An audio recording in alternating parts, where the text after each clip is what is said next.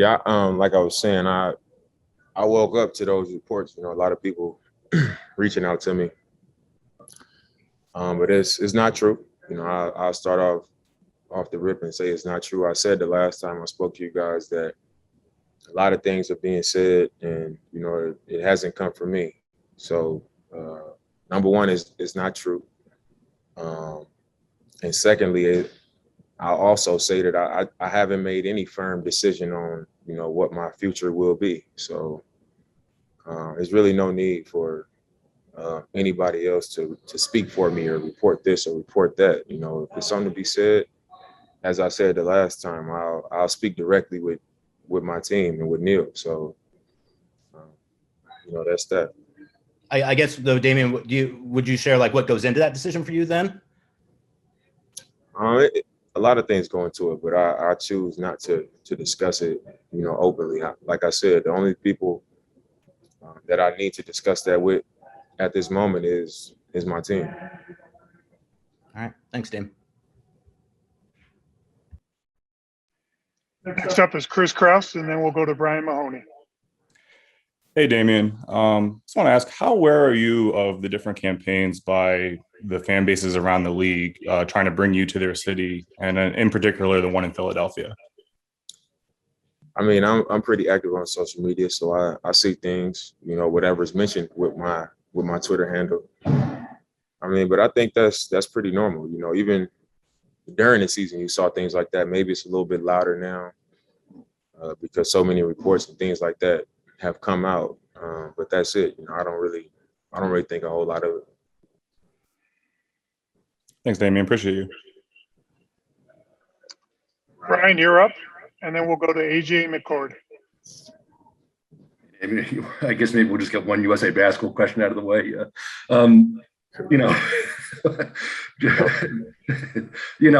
Just your mindset, what's going on right now. Obviously, I know you guys have a lot of talent and a lot of belief in the guys there, but half the team is going to be changing up or not there. A week to go ahead of Tokyo. How do you feel about the way, if you can get this all together in time? I mean, I feel fine. I think coming into something like this, that things can come up, especially coming out of a pandemic, and possibility of guys, maybe testing positive, injuries happen, people have a change of heart. You come into it expecting that. But, I think our primary focus was to come here and come together as a team, get our bodies moving around, get in shape to be able to go compete on the level that we want to compete on. And I think we've moved in that direction, and we, as a group, we feel good about where we are, after this 2 weeks in Vegas. Thank you. AJ, you're up, and then we'll go to Guinevere Reum. Hey, Dame. First off, happy belated birthday. Second, you're welcome. Excited to wish me a happy birthday. Hey, happy belated birthday, my friend, from one July birthday to another. So in the story with Chris Haynes this morning, you just talked about one thing that you do every single off season is look in the mirror and figure out how you can get better, how this team can get better. What has been, or what can you share the conversations you've had with Chauncey since he's been hired and with Neil this off season about how the organization as a whole needs to take a step forward so that you guys make that next step to a championship run? I think the best way to put it is just to be more urgent. Be more urgent about what our next step is and how we move forward. I think we have a lot of pride about we've made the playoffs all these years in a row. We're not a bad team. We're a winning team. We're in the playoffs every year. We got a great environment. We in a great city. We have great fans. It's a lot of positives, but I just think we've reached that point where it's like, okay, but it's not enough. Do we actually want to win it all? Is that what we're shooting for? And we got to do things to show that. We got to put action behind that desire to win at that level. And that's been my only thing this entire time. Thanks. When you're up, and then we'll go to Yao Banzu. Hey, Dame, Genevieve with K2 here in Portland. Thanks for talking with us. I know there's a lot going on. Portland was in a bit of a frenzy this morning when that news dropped. Can you confirm, are you planning any conversations with Neil or Chauncey today? There are reports that they're flying down to Las Vegas to talk with you. Yeah, we are. We'll talk. But I'm playing for USA basketball. So obviously with everything that's being out there right now, we'll speak. But they were going to be here regardless. Every time I've done USA, they come out to support. And this time, there's a conversation to be had. So I think people are looking at it like this big crazy meeting or anything or something crazy when there's a conversation to be had. Thank you. Yeah, you're up, and then we'll go to Mark Berman. Hey, Dame, I just wanted to ask, although you said the reports are false, I was wondering if you were to request a trade, have you given any thought about the cities or teams that you would look to join or to request a trade to? If I say that I haven't made a firm decision, that means, I'm not looking in the direction of another team or saying this is what I'm going to do or anything like that. We're not at that point. So. And I know you mentioned that the Trailblazers need to do more. Have you even given thought about the type of players that you would like to see the organization bring in, whether that's through trade or free agency? Yeah, for sure.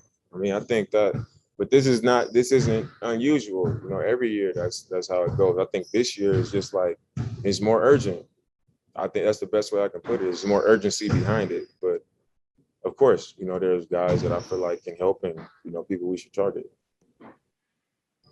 Thank you. Aaron Fentress, you can go ahead, and then Joe Vardone is up. Hey, Dame. Neil O'Shea has said that he believes the roster wasn't the problem last season and that adding Billups and fixing the defense can get you guys closer to contention. Do you share that view, or do you feel like they have to make some type of move? And is that sort of what you're watching for as you decide your future? I don't doubt that. I think we've had so many teams in the league that, don't make dramatic changes to their roster, but they change coaches and the team improves. Maybe because you just needed, a fresh voice, somebody new to follow. Sometimes the coaches is just that great. So I don't disagree that, maybe Chauncey can really change our team and make us a better team and get us going in that direction. But I think if you look at our team as it is going into next season, I don't see how you say, all right, this is a championship team. You just need a new coach when we lost in the first round to a team that was hurt. So And that's just my thoughts on it. right. And to follow up, and since you said you haven't determined your future yet, does that mean you're not fully committed to the upcoming season? Right now, I'm not sure what I'm going to do. What I can say is my intentions and my heart has always been set on being in the Trailblazers uniform for my entire career. Thanks. But I think over time you want to win it all. You know what I'm saying? And I want to win it all in a Trailblazers uniform. But we all have to be making strides toward that. Thanks, man. Joe, you're up, and then we'll go to Dwight James. Dame, I always seem to get you right after you make these definitive statements. I don't know what else I would follow up on there with the Blazers. Team USA, though, you guys lost Brad. He's a 30-point per game scorer in the NBA.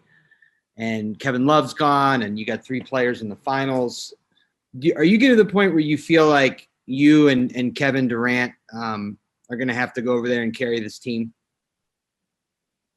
I wouldn't say carry the team, but obviously we'll have significant roles on the team. It's a blow to lose Brad, like you said. K Love, a rebounder, a guy who has Olympic experience, he can shoot the ball, would do well with the physicality. So I think it's a blow to lose those guys, but we got a lot of great players on this team. And a lot of versatility on this team. So I think, myself and KD we'll have to go over there and play a significant role, and we'll have to do what we do. But I don't look at it like we have to carry the team. I mean, it's a team full of, the best players across our league. So obviously we'll have to do well. We'll have to, be elite basketball players, but I don't think it'll be like we got to go over there and just carry the team or nothing like that. I asked Zach the same thing. I just want to ask you, as far as you know, is everybody who's still in camp, are they fully committed to this and no thoughts of stepping away? I mean, we just had a good practice today, a nice hard practice, and everybody seemed committed to me. So I don't see anybody, wavering or nothing like that. Dwight, you're up, and then Jason quick. Dame, you've always been a rather low-profile guy in the offseason, and you do what you do, and we don't hear a lot. But this year, there's an awful lot of drama surrounding you, and I'm just wondering how comfortable you are with all that. I think the drama isn't coming from me, so I think that's what makes me most comfortable. I take solace in knowing, I'm not shy about saying what I have to say. So when I speak up more at some moments where people are used to me saying less or being quiet or, kind of just falling back, something can be made of that. So I think that's more of what it is.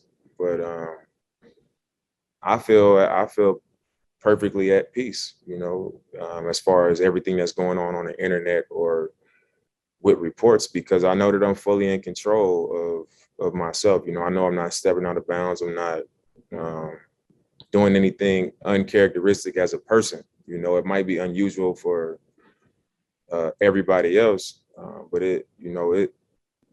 my intentions are always right, and I always come correct. And I'm still in that same space. I think everybody else is just